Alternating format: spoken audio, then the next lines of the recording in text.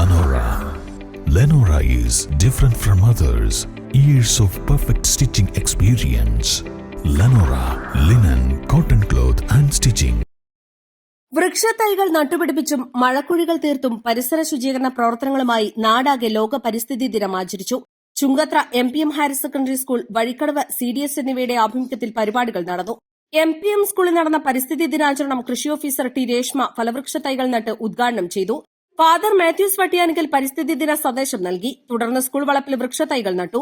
ദിനാചരണത്തിന്റെ ഭാഗമായി NSS, NCC, ഹരിതസേന, സ്കൌട്ട് ആൻഡ് ഗൈഡ് എന്നിവയുടെ നേതൃത്വത്തിൽ പോസ്റ്റർ രചന, പ്രസംഗം എന്നിവയും നടത്തി. പ്രിൻസിപ്പൽ സജി ജോൺ, പ്രധാനാധ്യാപകൻ Reni Varghese, PTA president Kunjan, Sino Charlie, Tessy Thomas, Bright K Tholath, Ronly Raju Thomas, Joby Joy, Maman Ibe, Hasina P. അമീർ എന്നിവർ സംസാരിച്ചു.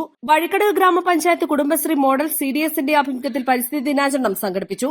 ഗ്രാമപഞ്ചായത്ത് ഹാളിൽ നടന്ന പരിപാടി CDS പ്രസിഡന്റ് എലിസബത്ത് മാത്യു ഉദ്ഘാടനം ചെയ്തു.